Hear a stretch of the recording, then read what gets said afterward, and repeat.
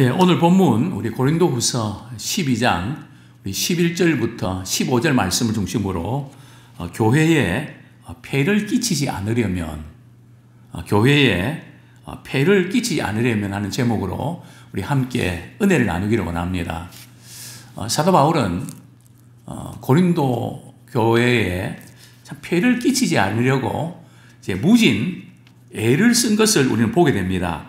우리 본문 우리 13절 보면 내 자신이 너희에게 폐를 끼치지 아니한 일밖에 다른 교회보다 부족하게 한 것이 무엇이 있느냐.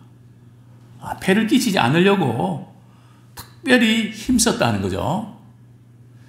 자, 그 다음에 우리 본문 14절 같이 한번 읽겠습니다. 보라, 내가 이제 세 번째 너희에게 가기를 준비하였으나 너희에게 폐를 끼치지 아니하리라. 내가 구하는 것은 너희의 재물이 아니요 오직 너희니라. 어린아이가 부모를 위하여 재물을 저축하는 것이 아니요 부모가 어린아이를 위하여 하느니라. 자, 바울이 이제 고린도 교회를 이제 세 번째 방문을 이렇게 준비하고 있는데요. 내가 너희에게 폐를 끼치지 않으려고 한다. 지금 바울이 고린도 교회에 무슨 폐를 끼치지 않는다는 말씀일까요? 그것은 다른 것이 아니라 바울이 선교 여행을 하면서 다른 교회들에 대해서는 재정적인 좀 지원을 받았습니다. 아무래도 선교하다 보면 선교 헌금이 많이 필요하죠. 그런데 고린도 교회는 유독 바울이 재정적인 도움을 받지 않았습니다. 그것은 다른 것이 아니라 그만큼 고린도 교인들을 사랑하고 부담을 주지 않기 위해서 사실은 이제 그렇게 했던 것입니다. 그런데 지금 순수한 동기로 했던 것이 거짓 사도들에 의해서 공격과 비난을 받게 됩니다. 바울은 아주 교활한 수법으로 작은 것은 안 받고 큰 것을 이렇게 노리고 있다. 이런 이제 오해를 받게 됐죠. 그 부분은 아마 내일 무슨 그 말인지를 아마 이야기 될 텐데요. 또 바울이 고린도 교인들에게 재정적인 도움을 요청하지 않았던 이유는 그만큼 자신이 자격이 부족하고 자신이 설교하는 거나 모든 것에 영향을 끼치지 못하기 때문에 미안해서.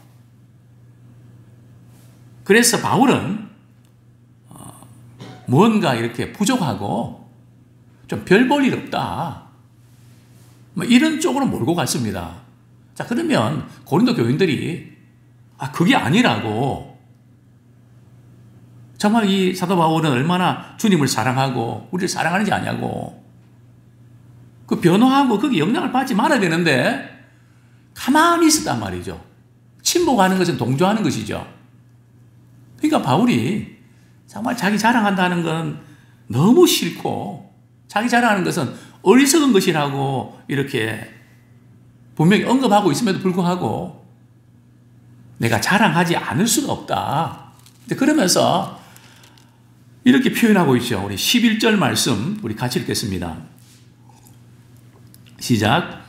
내가 어리석은 자가 되었으나 너희가 억지로 시킨 것이니 나는 너희에게 칭찬을 받아야 마땅하도다. 내가 아무것도 아니나 지극히 크다는 사도들보다 조금도 부족하지 아니하니라. 여기 내가 어리석은 자가 됐다는 게 무슨 뜻일까요? 자기를 칭찬하는 겁니다. 자기를 칭찬하는 건 참 어리석은 것이다. 그런데 우리 사회는 이게 어리석은 것이 아주 자랑스러운 것으로 바뀌고 있지는 않습니까? 이렇게 내가 어리석은 자가 됐던 거는 너희들이, 고린도 교인들이 억지로 시킨 것이다. 그렇게까지 할 수밖에 없었다는 거죠. 왜냐하면 고린도 교인들이, 거짓 사도들이 바울을 비난할 때, 공격할 때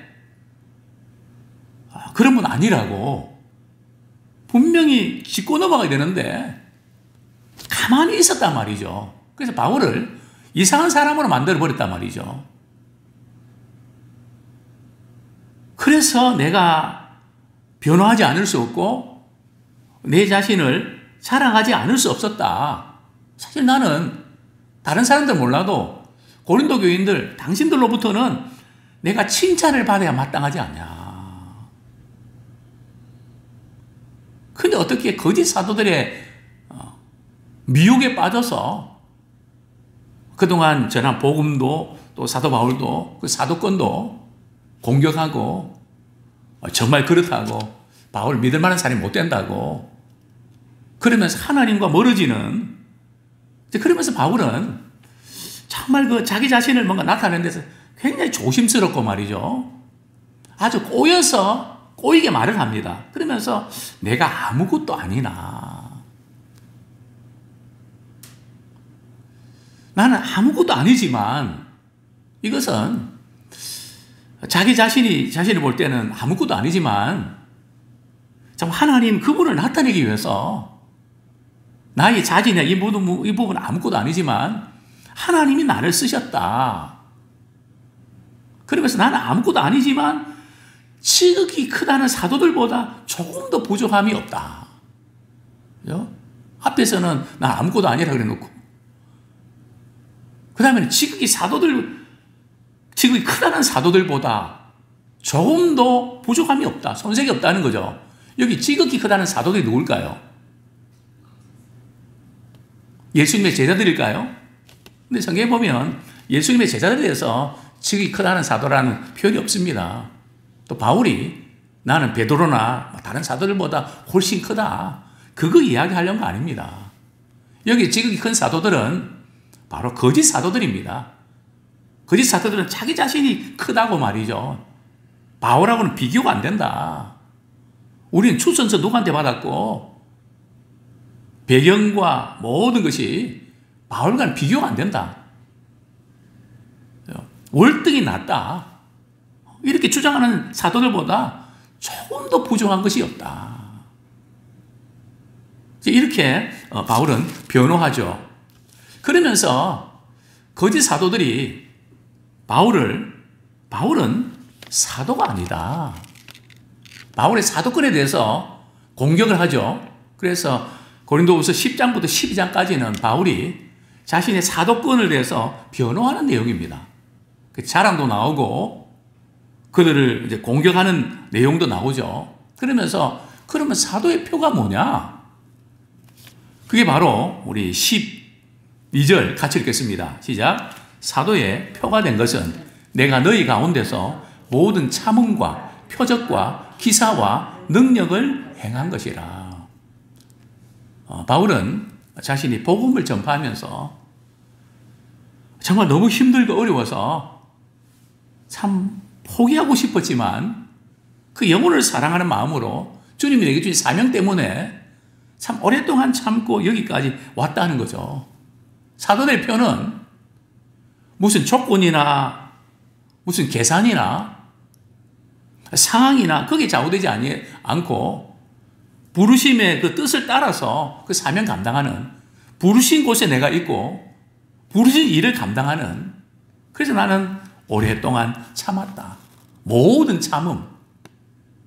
이것은 참지만 다른 것은 못 참다 이게 아니고 모든 참음. 이것이 사도의 브랜드다. 사도의 표다. 또한 성경은 사도에게 나타나는 세 가지 특징이 있는데요. 그게 바로 표적과 기사와 능력입니다. 우리 성경 말씀 우리 한 구절 보겠습니다. 히브리서 2장 4절 뒷부분입니다. 히브리서 2장 4절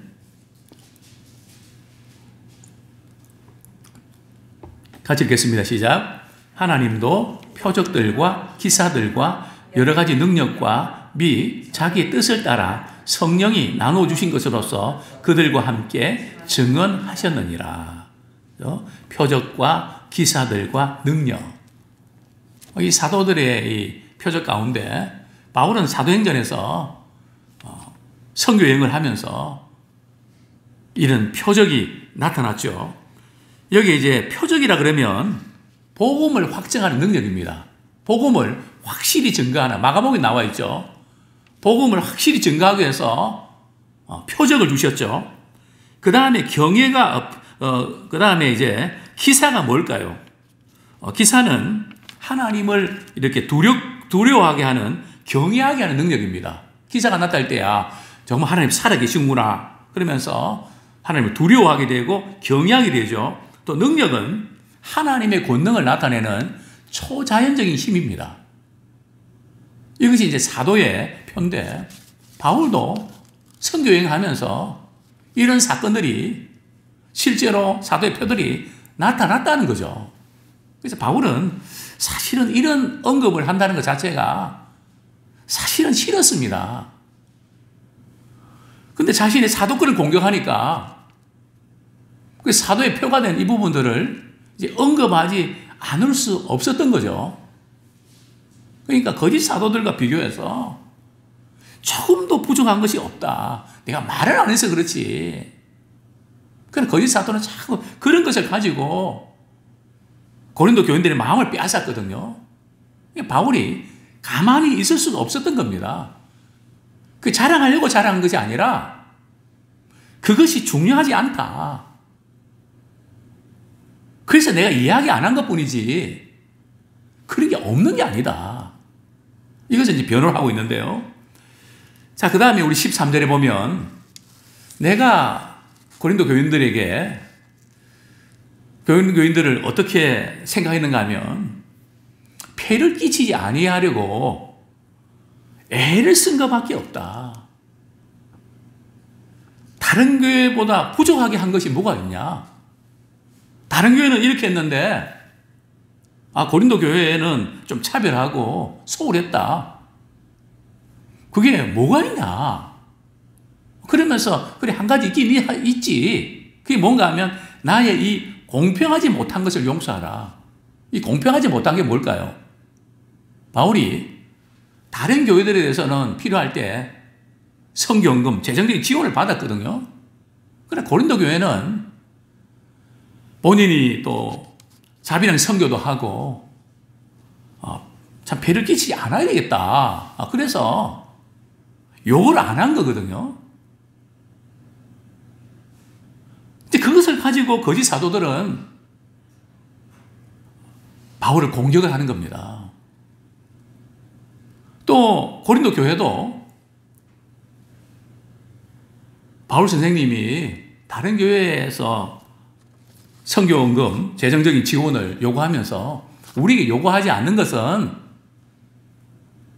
우리에게 대해서 관심이 없고 사랑이 부족해서 우리한테는 그런 거 요구를 안 한 거다. 정말 사랑으로 위하려고 했던 것이 오히려 오해를 받고 그것이 윗선으로 비춰진 겁니다. 이 세상은 머리를 굴립니다. 이전도 여러 번 말씀드렸지만 제가 고등학교 때부터 저희 아버님이 사업하시면서 그런 말씀을 종종 드렸습니다. 사업하는 사람은 커피 한 잔을 대접해도 공짜가 없다. 항상 무슨 조건이 있다. 그러나 나는 십자가의 사랑, 무조건적인 사랑이기 때문에 나는 거래하고 이럴 때 조건 없이 이렇게 대접하고 이러면 처음에는 사람들이 수가 높다고 생각을 하더라는 거죠. 그러나 계속해서 그렇게 하면 저분은 거래를 위해서 그렇게 하는 게 아니구나. 그러면서 감동을 받더라. 우리는 믿음의 사람으로서 머리 굴리고 계산해서 이렇게 하지 마라. 주님이 우리를 무조건적으로 사랑했던 것처럼 우리도 그런 사랑을 실천해야 된다. 그래서 어려서부터 저에게 그것을 참 많이 강조를 하셨습니다. 지나고 보니까 왜 그런 말씀을 하셨는지 조금은 알 것 같습니다. 그래서 바울은 내가 이런 점에서 공평하지 못했던 거 나는 위한다고 했는데 여러분들에게 만약 그렇게 비춰졌다면 용서하면 좋겠다.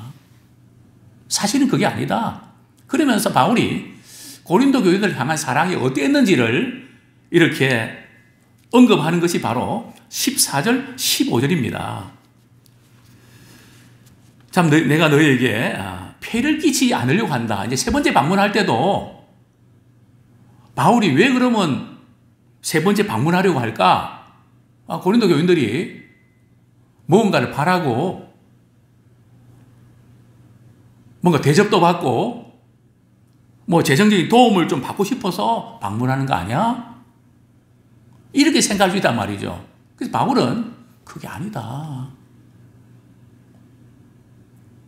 왜 그런 마음으로 방문하려고 한다면 방문 안 했을 거다.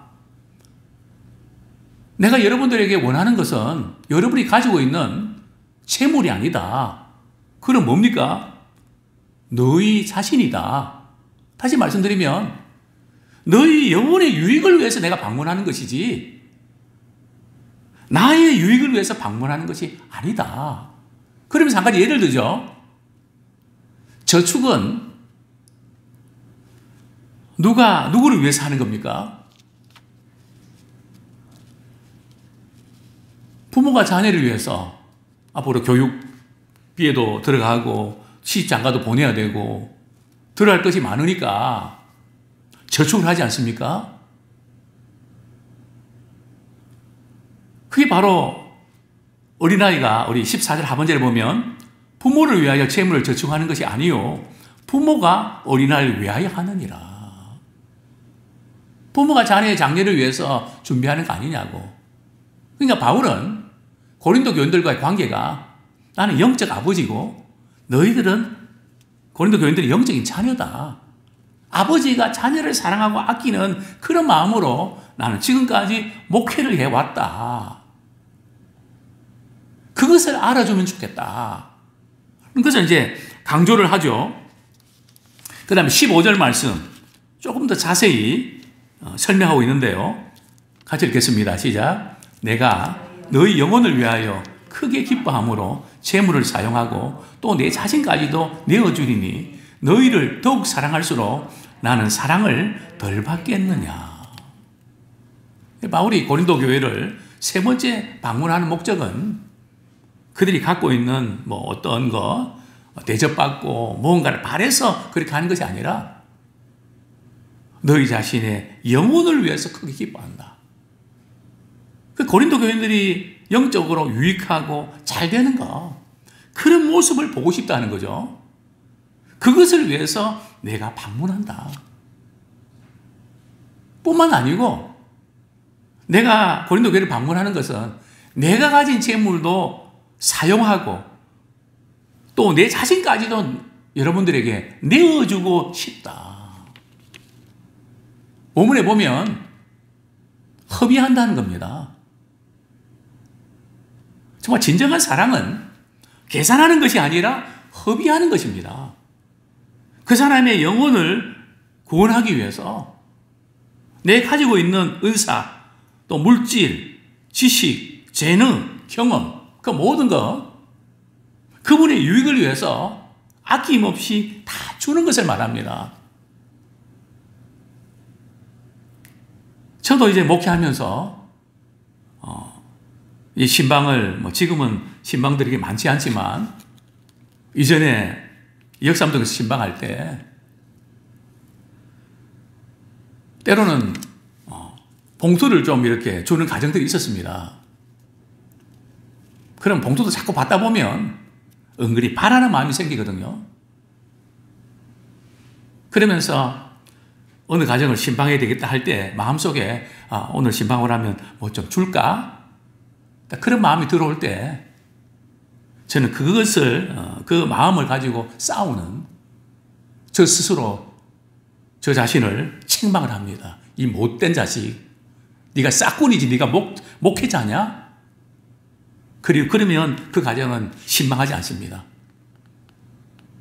내가 그 가정에 필요한 거 아낌없이 다 주고 베풀고 선물 사가지고 가고 주고 와야지. 그들에게 뭘 바라고 도둑놈 심보지. 네가 목회자냐? 참 사람이기 때문에 그런 욕심, 기대 그 부분 가지고 싸우려고 무척 애를 씁니다. 참 바울이 내 자신의 모든 것 다 허비하고 다 주고 오지 뭘 바라고 왜 안 주나 그게 섭섭해갖고 그런 마음을 가지면 그건 주님이 기뻐하시는 마음이 아니죠. 근데 이런 마음들이 우리 스스로는 잘 안 됩니다.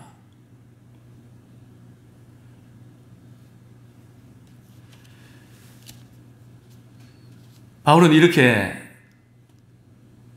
고린도 교회를 향해서 이렇게 말씀을 선포합니다. 너희를 더욱 사랑할수록 나는 사랑을 덜 받겠느냐. 참 바울이 고린도 교회를 사랑하는 의도와 또 고린도 교인들이 바울을 생각하는 그 부분에서 많은 괴리가 있는 거죠. 그 진정한 사랑의 동기를 이해해주지 못하고 그렇게 오해하고 또 침묵하는 걸 볼 때 바울은 많이 속이 상하지만 그렇다고 해서 바울은 그래서 그렇게 할 필요가 없다. 나도 그냥 남들이 하는 것처럼 하겠다. 그렇게 하지 않습니다. 우리는 그저 사람들이 그걸 몰라주고 그러면 돌아가 버린단 말이죠. 그러나 우리는 주님이 기뻐하시는 그 방향을 주님 오실 때까지 꿋꿋하게 우리가 붙잡고 가기 원합니다. 무엇보다도 교회를 정말 사랑하는 순전한 동기. 우리가 교회를 섬기고 또 사랑할 때 점점 시대가 가면 갈수록 교회를 진정으로 사랑하는 마음이 아니라 교회가 내 마음에 드느냐 안 드느냐, 나에게 무슨 플러스가 있느냐, 이렇게 소리 계산서를 따질 때 어느 것이 남는 장사냐, 표현이 좀 그런데요. 물론 그렇지 않겠지만 그러는 것 같아서 마음이 무척 아픕니다. 큰 교회든 작은 교회든 주님이 필요하신 그곳에 머물러야 되는데, 그곳에 쓰임받아야 되는데 참 그렇지 못한 이런 시대를 바라보면서, 물론 다 그렇지 않겠죠. 주님께서 우리에게 주신 주님을 사랑하고 교회를 사랑하는 순전한 마음을 우리 주님 오실 때까지 변치 않고 우리가 잘 간직하고 계속 이어져 가기를 축원합니다.